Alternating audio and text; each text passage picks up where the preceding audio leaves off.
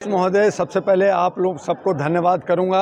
आज एक किताब का विमोचन था, लेकिन विमोचन एक बहाना था।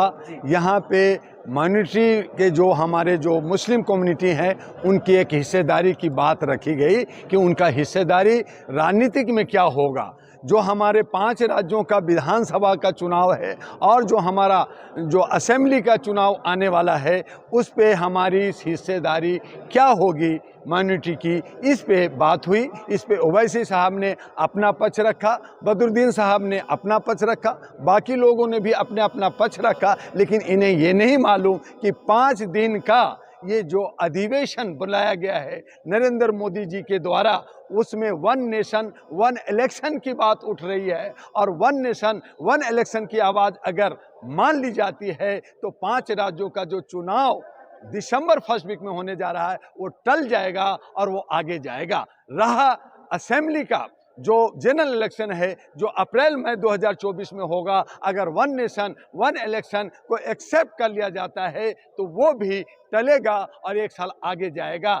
ये अभी किसी को नहीं मालूम, लेकिन आपके माध्यम से, आपके मीडिया के माध्यम से कह रहे हैं कि मोदी जी यही चाह रहे हैं कि इलेक्शन जो है आगे टल जाए और मैं 15 अगस्त 2024 को लाल किला पे तिरंगा नहीं भगवा झंडा फहराऊं। इनकी मंशा है। आरएसएस का 100 साल पूरा होने जा रहा है 24 में, और वो 24 का जश्न पूरे भारत में मनाना चाहते हैं। अभी सभी लोग गुमराह हैं, उन्हें नहीं मालूम है कि अभी क्या होने वाला है। लोग अपने अपने हिस्से की बात कर रहे हैं कि हमें क्या हिस्सा मिलेगा, हमें क्या भागीदारी मिलेगा, इसकी बात कर रहे हैं। लेकिन लोकतंत्र खतरे में है। ओवैसी जी बोले हैं, उससे लग रहा है कि वो भी मनमुटाव चल रहा है। कांग्रेस के बारे में बहुत अच्छा कुछ नहीं बोले। देखिए, ओवैसी साहब चूंकि उनको अपनी विरासत बचाना है, उनको अरबों करोड़ों रुपया का दौलत बचाना है। उसके भाई अकबर जो मेडिकल कॉलेज और वहाँ पे बहुत सारे, हैदराबाद से अभी मैं 5-6 दिन पहले वहाँ हैदराबाद में था,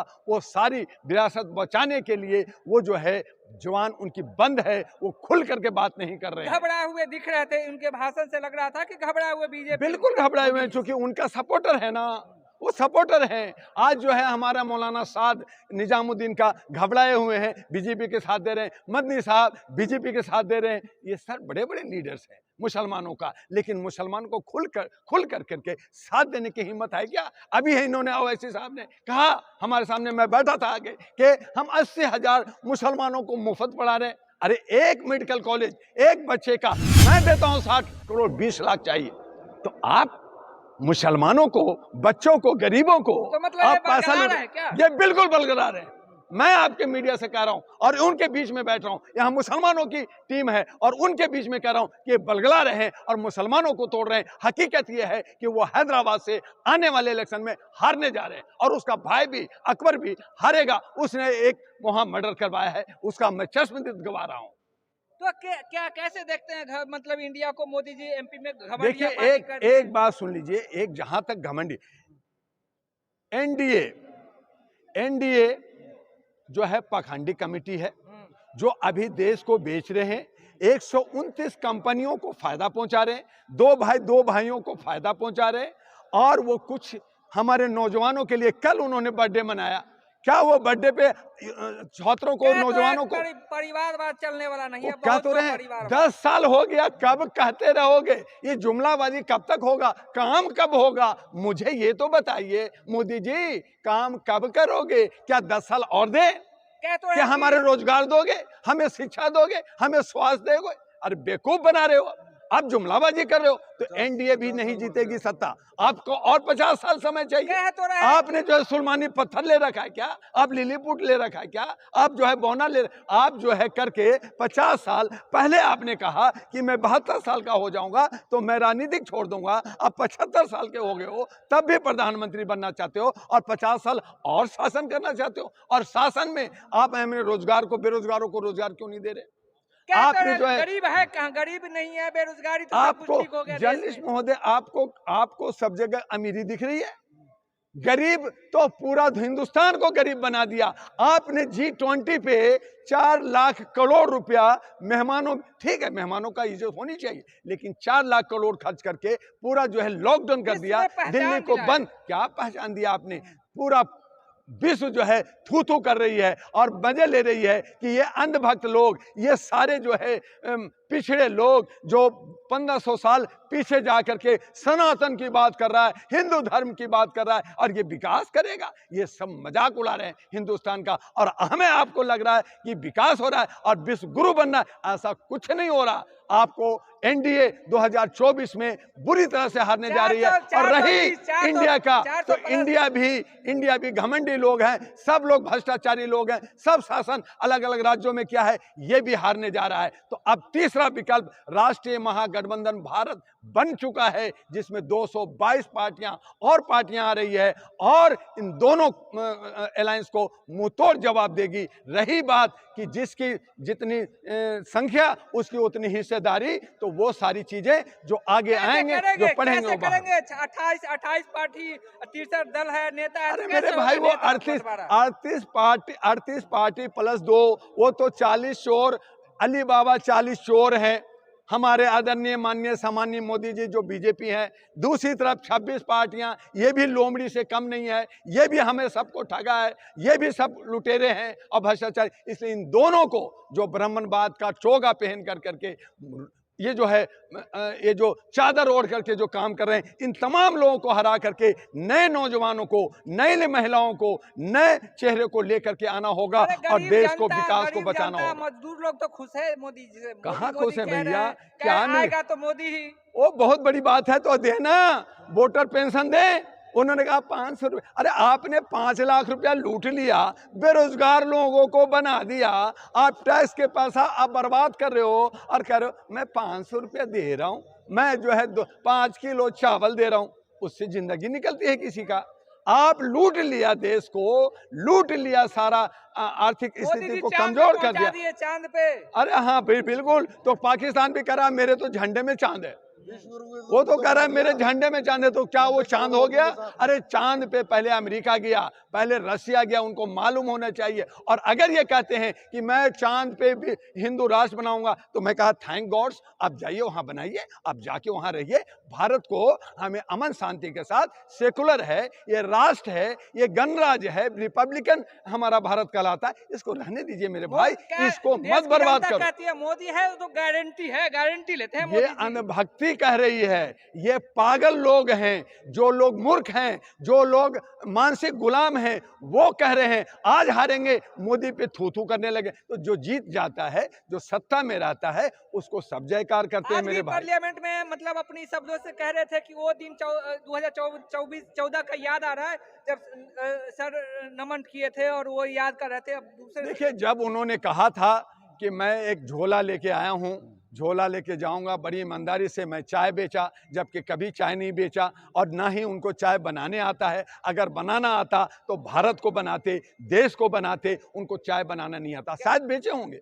और इसीलिए देश को बेच रहे हैं, इसीलिए देश को बेच रहे हैं वो, क्योंकि उनको चाय बनाना नहीं आता, पहली बात। दूसरी बात कि वो झोला लेके आए, खाली झोला लेके आए, अब वो जाएंगे तो उस झोले में कितना माल जाएगा, ये हमें देखना। कह रहे कि ट्रेन पे सोने वाला लड़का को आज इतना आगे बढ़ाया देश। कौन, किसको देश को बढ़ा दिया? उन्होंने तो कहा था चप्पल वाले को मैं एरोप्लेन में घुमाऊंगा, वो चप्पल वाले का चप्पल टूट गया, उसको चप्पल तो दिला दो पहले, उनका कपड़े पैंट फट गया, उनको पैंट तो दिला दो पहले। मोदी जी अकेले बहुत हैं, 100 करोड़ लोग भूखे मर रहे हैं, कोई प्रॉब्लम नहीं है, उनके पास एक टाइम का खाना तक खाने को नहीं है, लेकिन विश्व गुरु उन्होंने भारत को बना दिया।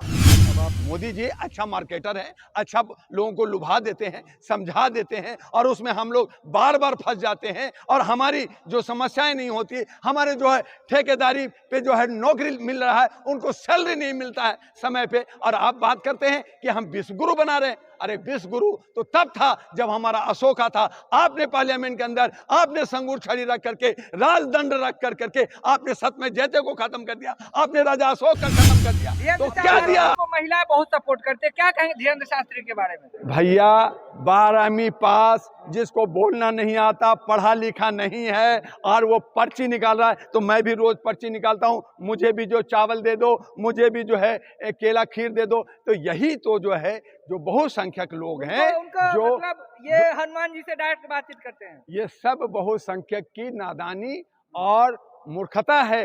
तब हमने कहा कि ये जो बहुसंख्यक लोग हम हैं, जितने जो हम ओबीसी और एससी एसटी हैं, ये महामूर्ख लोग हैं, जो हम ऐसे जो है मुल्ला को, ऐसे जो है स्वामियों को हमने सर पे चढ़ा करके भगवान बना रखा है। और यही वजह है कि आज जरा सा थोड़ा सा जो प्रधानमंत्री हैं काम कर रहे हैं, तो प्रधानमंत्री भी भगवान हो गए। तो ये हम रोज भगवान बनाते रहते हैं। नारा है मोदी है तो मुमकिन है, क्या कहेंगे? ये नारा किसने दिया था? ये किसने दिया था? शत्रुघ्न सिन्हा ने दिया था, जो छोड़ दिए मोदी जी को। तो भैया मोदी है तो मुमकिन है, तो जनता क्या कर रही है? लोकतंत्र में जनता वोट देती है। वोट देने आपने कह तो दिया कि 15 अगस्त 2024 को आके झंडा फहराऊंगा। क्या आपने कहा कि जनता हमें मैंडेटरी देगी, वोट देगी, मैं जीतूंगा तब आऊंगा? ईवीएम, देखिए ईवीएम में कोई गड़बड़ी नहीं होता, लेकिन ईवीएम को बदला जाता है, चोरी किया जाता है, स्ट्रांग रूम में बदल दिया जाता है, और ये सत्ता पक्ष करेगी, करती है ना। जैसे पहले बैलेट चोरी होता था बंदूक के नोक पे, आज वो ईवीएम बदल दिया जाता है, रूम बदल दिया जाता है। आरोप लगा रहे हैं सर। पहले मैंने बहुत बार कह चुका हूं कि ईवीएम मशीन बदला जाता है, क्योंकि मैं एडमिनिस्ट्रेशन में रहा हूं, मैं जुडिशियल में रहा हूं, मुझे मालूम है। और तब मैंने कहा कि आप जो है डीएम एसडीएम को हटाइए और जुडिशियल लोगों को वहां पर जजिंग ऑफिसर बनाइए। अब बराबर सारे नेशनल चैनल सनातन की चर्चा का है, क्या कहेंगे? सनातन धर्म नहीं है, सनातन वर्ण है, सनातन वर्ण है। और ये ब्राह्मणवादियों ने जात को अलग अलग कर करके छुआछूत और ऊंच नीच बना कर करके सनातन बनाया गया, और वो 1500 साल पहले खत्म होकर के पेरियार ने, अम्बेडकर ने, कर्पूरी ठाकुर ने, जयप्रकाश ने, बड़े बड़े नेताओं ने, सामाजिक ने बदलाव किया, और आप और अंग्रेजों ने भी खत्म किया कानून, और आप उसी 1500 साल पीछे हमें ले जा कर करके आप हमें फिर से गुलाम बनाना चाहते हैं। फिर से अभी मध्य प्रदेश में नाई को कहा गया कि तुम कुर्सी पे बैठ करके बाल नहीं काटोगे, कुम्हार को कहा गया कि तुम कुर्सी पे बैठ के काम नहीं करोगे, जमीन में बैठोगे। तो वो जो भेदभाव जो पहले था आज फिर से लाना चाहते हो, तो क्या भारत को आगे ले जाओगे या पीछे ले जाओगे? आपको चांद पे गए तो आपको मंगल पे जाना है या धरातल में जाना है? आप इस बात का तय कीजिए कि मोदी जी, आपको शाइनिंग इंडिया चाहिए, आपको जो है डेवलप इंडिया चाहिए, या आप जो है सनातन घोषित कर करके आप मुझे 1500 पीछे ले जाना चाहते हो, भेदभाव की, नफरत की बना करके, जात में बांट कर करके, और हमारे बीच में सारा ये औरतों का हिंदू राष्ट्र बनाने की मांग करते हर सभा। पहली बात, हिंदू राष्ट्र इसलिए बनाना चाहते हैं कि हिंदू कोई धर्म नहीं है, एक समुदाय को कहा जाता है, और उस समुदाय को कहा जाता है जो किस बात का भारत कैसे विश्व गुरु बन गया?